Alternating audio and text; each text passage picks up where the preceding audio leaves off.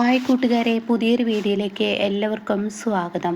അങ്ങനെ ഇനി നന്ദിനി കാരണം പത്മയ്ക്ക് വലിയൊരു നേട്ടമാണ് കേട്ടോ. 1000 കോടിയുടെ അത്രയും നേട്ടമാണ് നന്ദിനി ഇനി കമ്പനിയിലോട്ട് കൊണ്ടുവരുന്നത് കേട്ടോ. അങ്ങനെ പത്മയാണെങ്കിലോ പുച്ഛിച്ച് തള്ളാണ് നന്ദിനിയെ. ഒന്നിനും പറ്റാത്ത വേലക്കാരിയെ CEO പോസ്റ്റിൽ ഇരുത്തിയിരിക്കുന്നു. അവൻ എന്ത് കഴിവാണുള്ളത് എന്നൊക്കെ പറഞ്ഞ് പരിഹസിക്കുകയാണ് കേട്ടോ. അങ്ങനെ കമ്പനി കഴിഞ്ഞ വർഷത്തെ ആ ഒരു കണക്കെടുപ്പ് പ്രകാരം ബോർഡ് മീറ്റിംഗ് വരികയാണ്. കാരണം കമ്പനിക്ക് നഷ്ടങ്ങൾ സംഭവിച്ചിരിക്കുന്നു. നന്ദിനിയാണെങ്കിലും CEO പോസ്റ്റിൽ കയറിയിട്ട് ഉള്ളൂ കേട്ടോ. അപ്പോൾ ഈ ലെവലിൽ പോയ കമ്പനി തീർച്ചയായും പൂട്ടേണ്ടി വരും എന്നുള്ള ആ ലെവലിലോട്ട് എത്തണം കേട്ടോ. അങ്ങനെ കമ്പനി ഒരു ബോർഡ് മീറ്റിംഗ് വെച്ചിരിക്കുകയാണ്. എന്നാൽ ഈ സമയം നന്ദിനി CEO ആയി കയറിയ ആദ്യത്തെ ബോർഡ് മീറ്റിംഗ് ആണ്. ഇതുവരെ പത്മിയായിരുന്നല്ലോ CEO പോസ്റ്റിൽ. അപ്പോൾ ഇനിയിപ്പോൾ എന്താ ചെയ്യുക എന്നുള്ള ആ ഒരു തീരുമാനം എത്താണ്. അങ്ങനെ പത്മയോട് ഇന്ദ്രജ വന്നിട്ട് പറയാണ്, അമ്മ ഇത് വല്ലാത്തൊരു കഷ്ടമായാലും അവൾ CEO പോസ്റ്റിൽ ഇരിക്കുമ്പോൾ അവൾക്കൊരു ഇംഗ്ലീഷ് പറഞ്ഞാൽ അതും കൂടി അറിയാൻ വയ്യാത്ത അവളിപ്പോൾ എന്ത് CEO പറയാനാണ്, എന്ത് CEO ആണ് അവൾ? നമ്മളെല്ലാവർക്കും മുന്നിൽ നാണം കെടുന്ന ആ ഒരു അവസ്ഥയാണല്ലോ.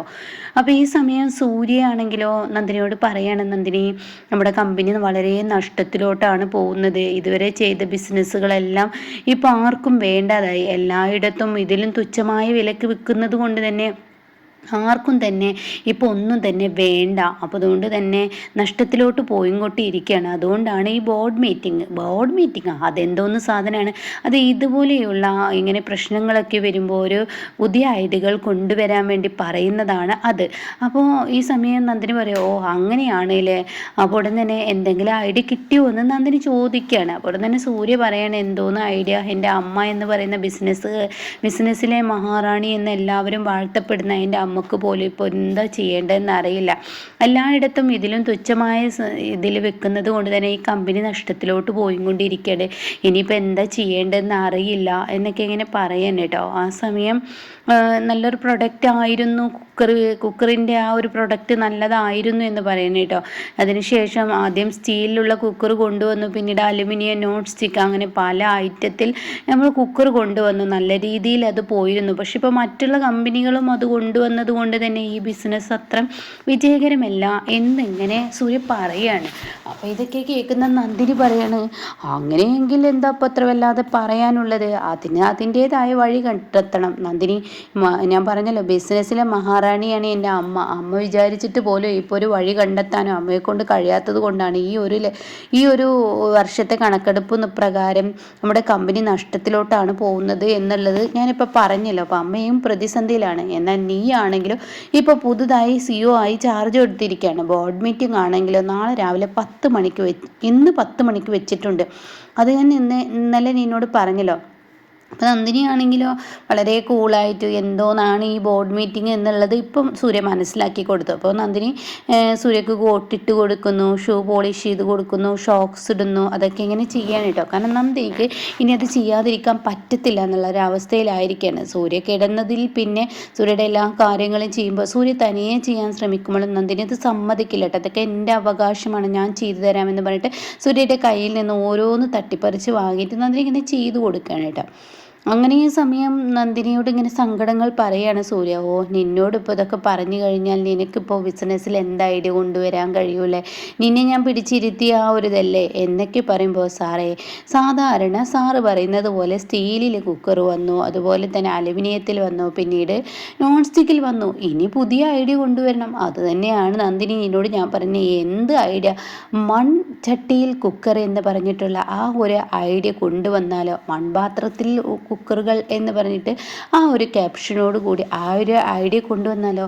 അത് നന്ദിനി വളരെ പുച്ഛത്തോട് കൂടിയിട്ടാണ് കേട്ടോ പറയുന്നത്. വെറുതെ ഒരു സുരേഷ് കളിയാക്കുന്നത് പോലെ ഒരു തമാശ രൂപത്തിൽ നന്ദിനി പറഞ്ഞതാണ്. പക്ഷേ സൂര്യ ആണെങ്കിലോ ആ ഒരു വാക്ക് കേട്ടപ്പോൾ, നന്ദിനി നീ ഇപ്പം എന്താ പറഞ്ഞത്? അപ്പം നന്ദിനി പറഞ്ഞു, ഞാനെന്ത് പറഞ്ഞു? മൺപാത്രത്തിൽ കുക്കറുകൾ ഉണ്ടാക്കുക എന്നുള്ളത്. നന്ദിനി നീ എന്താ ഈ പറയുന്നത്? എന്ത് രസകരമായ കാര്യമാണ് നീ പറയുന്നത്.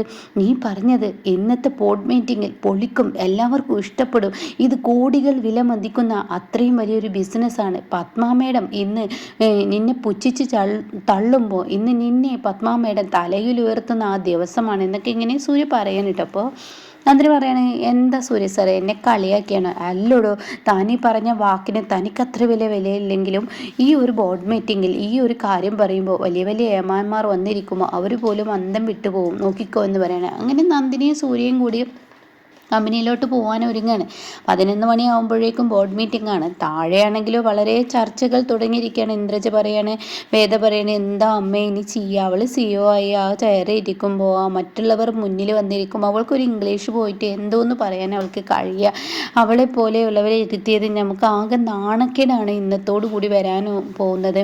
കമ്പനി ഈ ഒരു വർഷത്തെ കണക്കെടുപ്പ് നോക്കുമ്പോൾ നഷ്ടങ്ങൾ തന്നെയാണ് സംഭവിച്ചിരിക്കുന്നത്. പക്ഷേ എന്ന് വെച്ചിട്ട് അവളുടെ ഈ ഒരു സംസാരം പ്രവൃത്തിയും അടുക്കളയിൽ ആ ഒരു ഭക്ഷണം, ഈ ഒരു ഭക്ഷണം എന്നൊക്കെ പറഞ്ഞ് പേരുകൾ കൊടുത്ത് അവൾക്ക് അങ്ങനെ പറയാനേ കഴിയത്തുള്ളൂ. പക്ഷേ ഒരു നല്ല രീതിയിൽ അവൾക്ക് ഒരു ബിസിനസ് കൊണ്ട് നടക്കാൻ കഴിയില്ല എന്നൊക്കെ പറയണ്ട. അപ്പോഴാണ് സൂര്യ അങ്ങോട്ടേക്ക് വരുന്നത്. അപ്പോൾ സൂര്യ പറയണം, ബിസിനസ്സിലെ മഹാറാണി എന്ന് പറയുന്ന എൻ്റെ അമ്മയ്ക്ക് എന്തെങ്കിലും ഒരു ഐഡിയകൾ മുന്നിൽ വന്നിട്ടുണ്ടോ?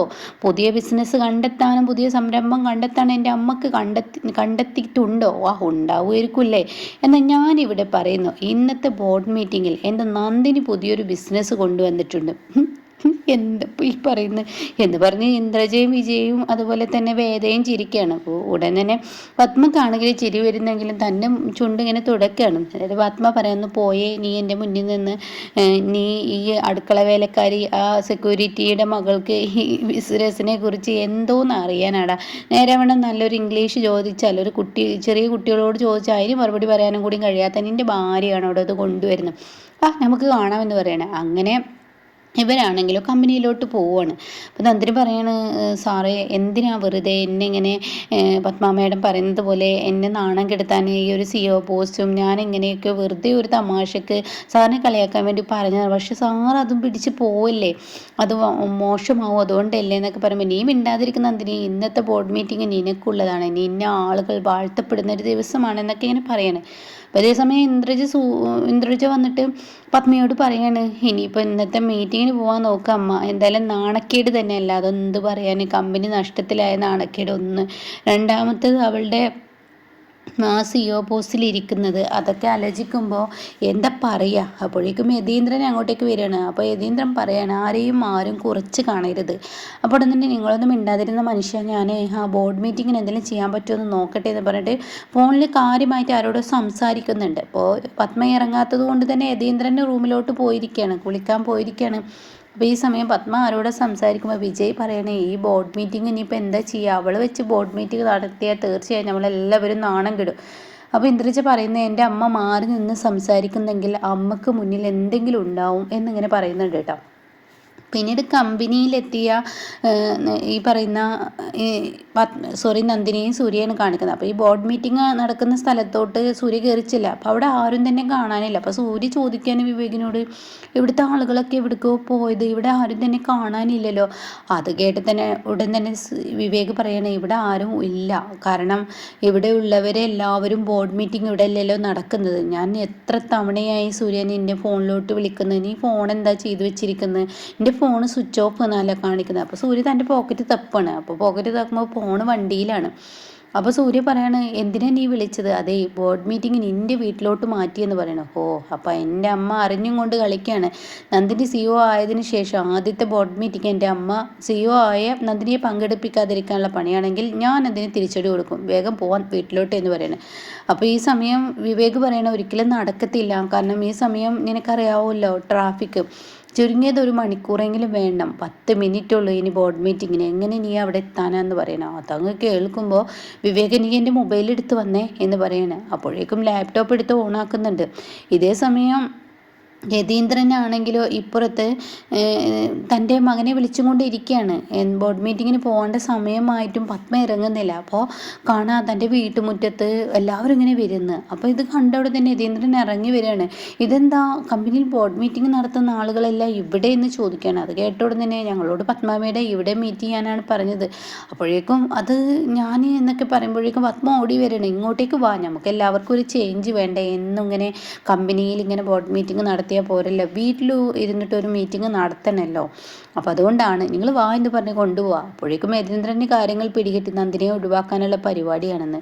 അങ്ങനെ യതീന്ദ്രൻ എന്ത് ചെയ്യുന്നു, പെട്ടെന്ന് സൂര്യക്ക് വിളിക്കാൻ നോക്കുക. സൂര്യക്ക് വിളിച്ചിട്ട് കിട്ടുന്നില്ല. സൂര്യയാണെങ്കിലോ തൻ്റെ മൊബൈൽ എടുത്ത് കൊടുത്തപ്പോൾ അതിൽ ചാർജും ഇല്ല. അങ്ങനെ സൂര്യ വിവേകിൻ്റെ ഫോണിൽ നിന്ന് തൻ്റെ അച്ഛനെ വിളിക്കുക. അപ്പോൾ വിവേക് എവിടെയാടാ സൂര്യ എന്ന് ചോദിക്കുന്നുണ്ട്. അപ്പോൾ സൂര്യയാണ് അച്ഛാ, ഞാനൊരു പറയുന്നൊരു കാര്യം, എടാ ഞാൻ നിന്നോടൊരു കാര്യം പറയാം, എത്ര നേരമായി വിളിക്കുന്നത്, നിൻ്റെ അമ്മ ഇവിടെ ബോർഡ് മീറ്റിംഗ് തുടങ്ങി, ഇവിടെ വെച്ചാണ് ബോർഡ് മീറ്റിംഗ്, നീ എന്താ അവിടെ നിൽക്കുന്നത്, ഇങ്ങോട്ട് വാ, എന്താ അച്ഛാ ഈ പറയുന്നത്, അതെത്തില്ല, മീറ്റിംഗ് തുടങ്ങിയാലോ 1 മണിക്കൂറിനുള്ളിൽ മീറ്റിംഗ് കഴിയും, ഞാൻ അങ്ങോട്ടേക്ക് എത്തില്ല, അച്ഛൻ ഞാൻ പറയുന്നത് കേൾക്കുമോ, എന്ത് നീ പറയാനാ, എടാ ഞാൻ പറയുന്നതൊന്ന് കേൾക്ക്, നന്ദിനിയെ ഒഴിവാക്കാനുള്ള പരിപാടി നിൻ്റെ അമ്മ ചെയ്ത്, അതൊക്കെ എനിക്കറിയാം അച്ഛാ, അച്ഛൻ്റെ മൊബൈലിൽ ഞാൻ ഇപ്പോൾ വീഡിയോ കോളിൽ വിളിക്കാം, എന്നിട്ട് അച്ഛൻ ആ ബോർഡ് മീറ്റിങ്ങിൻ്റെ അവിടെ ആ വീഡിയോ കോൾ കൊണ്ടുവെക്കുക എന്ന് പറയാൻ കേട്ടോ. അങ്ങനെ യതീന്ദ്രൻ ആ വീഡിയോ കോൾ കൊണ്ടുവെക്കുകയാണ്. ഇതേ സമയം നന്ദിനിയോട് സിഇഒയുടെ ആ ഒരു കസലിൽ ഇരിക്കാൻ പറയുമ്പോൾ നന്ദിനി ഇരിക്കത്തില്ല. നന്ദിനി ഇങ്ങനെ ദേഷ്യം പിടിക്കുന്നത്, ശരി ശരി സാർ ഞാൻ ഇരുന്നോളാം എന്ന് പറഞ്ഞിട്ട് നന്ദിനി ഇരിക്കുകയാണ്.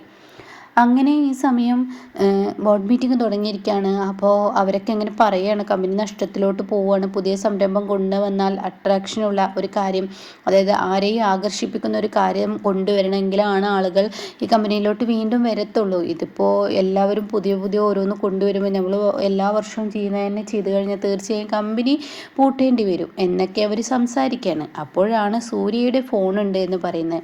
അപ്പോൾ അത് കേൾക്കുമ്പോൾ പത്മക്ക് അങ്ങ് ദേഷ്യം പിടിക്കുകയാണ്. അപ്പോഴേക്കും യതീന്ദ്രൻ പറയണേ സൂര്യക്ക് ഇങ്ങോട്ട് എത്താൻ കഴിയില്ല, അതുകൊണ്ടാണ്.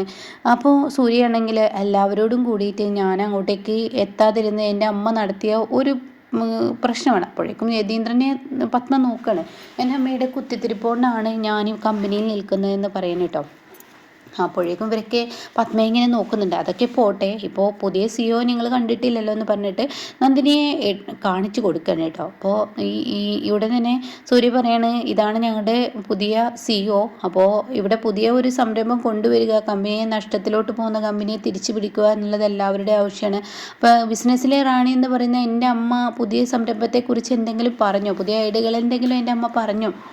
അപ്പോൾ അത് കേട്ട ഉടൻ തന്നെ എല്ലാവരും പത്മയെ ഇങ്ങനെ നോക്കുകയാണ്. അപ്പോൾ ഉടൻ തന്നെ എൻ്റെ അമ്മക്ക് ഒരു ഐഡിയ ഇല്ലയെന്ന് എനിക്ക് നന്നായിട്ട് അറിയാം. അതുകൊണ്ട് എൻ്റെ ഭാര്യയായ പുതിയ സിഇഒ ആയ നന്ദിനി പറയുന്നു പുതിയ ഒരു ഐഡിയ. അപ്പോൾ നന്ദിനി ഇനി സംസാരിക്കുന്നു പറയണത് കേൾക്കുന്നതിനോട് കൂടി പത്മക്ക് പുച്ഛമാണ്, ഇവളെന്തോന്ന് സംസാരിക്കാൻ എന്ന് പറഞ്ഞിട്ട്. ഇന്ദ്രജയും വേദയും വിജയൊക്കെ ആ ഭാവത്തിലാണ്. എന്നാൽ യതീന്ദ്രന് ആ വിശ്വാസമുണ്ട്. അങ്ങനെ നന്ദിനി നമസ്കാരം എന്ന് പറയണേ, എന്നിട്ട് പറയണേ, എനിക്ക് എൻ്റെ മനസ്സിൽ തോന്നിയതാണ്, ഇത് വിഡിത്തമാണോ എന്ന് എനിക്കറിയില്ല, പക്ഷേ ഞാനൊരു കാര്യം പറയാം, നമ്മുടെ കമ്പനി ചെയ്തുകൊണ്ടിരിക്കുന്നത് കുക്കറുകളാണല്ലോ. അപ്പോൾ അതുകൊണ്ട് കുക്കർ ചെയ്യുമ്പോൾ ആദ്യം അലുമിനിയം, സ്റ്റീല്, പിന്നീട് നോൺ സ്റ്റിക്ക് ഇങ്ങനെയുള്ള കുക്കറുകൾ കൊണ്ടുവന്നു. പക്ഷേ ഇനി നമ്മുടെ കമ്പനിയിലോട്ട് നേട്ടം കിട്ടണമെന്നുണ്ടെങ്കിൽ നമുക്ക് പുതിയൊരു സംരംഭം കൊണ്ടുവന്നാലോ, അതായത് പാത്രത്തിലുള്ള കുക്കറുകൾ എന്ന് പറഞ്ഞിട്ട് നമുക്ക് അങ്ങനെ ഒരു സംരംഭം കൊണ്ടുവന്നാലോ.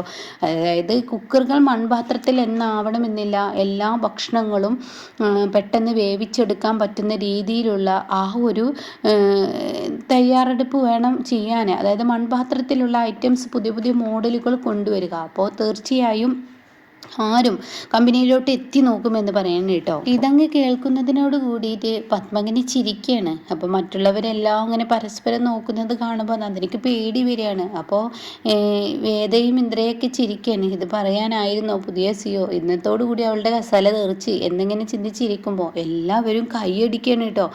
ഇതങ്ങ് കാണുന്ന പത്മ എന്ത് പറ്റി ഇവിടെ കൈയടിക്കാൻ എന്നുള്ള രീതിയിലാണ്. അപ്പോൾ മാഡം എത്ര സിമ്പിളായിട്ടൊരു കാര്യം പറഞ്ഞത്, എത്ര നല്ല ഗുഡ് ഐഡിയ ആണ് മാഡം പറഞ്ഞത്. പക്ഷേ മാഡം കൊണ്ടുവന്ന ഈ ഒരു ഇതുണ്ടല്ലോ, അതായത് ഇപ്പോൾ ഇവിടെ ഉണ്ടാക്കുന്നത് സ്റ്റീല്, അലുമിനിയം, അതുപോലെ തന്നെ നോൺ സ്റ്റിക്ക്, ഇതിലൊക്കെ ഒരുപാട് ചിലവുകളുണ്ട്. എന്നാൽ മൺപാത്രത്തിൽ ഉണ്ടാക്കുന്ന പാത്രങ്ങൾ എന്ന് പറയുന്നത് അതിന് ഇത്രയും ചിലവുകളും വരത്തില്ല. മാഡം ഒരുപാട് ലാഭമാണ് മാഡം ഇപ്പോൾ ഉണ്ടാക്കി തന്നിരിക്കുന്നത്. ഇത് എന്തായാലും വൈറലാവും, ഇത് അടിപൊളിയാണ്. ഇങ്ങനെ ഒരു ക്യാപ്ഷനോട് കൂടി തന്നെ തുടങ്ങിക്കഴിഞ്ഞാൽ എല്ലാവരും ഒന്ന് നോക്കുമെന്ന് പറയാൻ കേട്ടോ. ഇത് കേൾക്കുന്ന പത്മയാണെങ്കിലോ, ഈശ്വര ഇവൾ തൊട്ടതെല്ലാം പൊന്നാവുക എന്ന് പറയുന്നതുണ്ടല്ലോ, ആ രീതിയാണ്. ഇവൾക്ക് പഠിക്കാനും എഴുതാനും അറിയില്ലെങ്കിൽ എല്ലാവരും ഇവളെ അംഗീകരിക്കുന്നു എന്ന ലെവലിൽ പത്മ നോക്കി നിൽക്കുകയാണ് കേട്ടോ. അപ്പോൾ ഇതിൻ്റെ ബാക്കി റിവ്യൂ കേൾക്കാൻ താല്പര്യമുള്ളവർ ചാനൽ സബ്സ്ക്രൈബ് ചെയ്തിട്ടാൽ ഞാനിടുന്ന വീഡിയോയുടെ നോട്ടിഫിക്കേഷൻ എനിക്ക് ലഭിക്കും കേട്ടോ.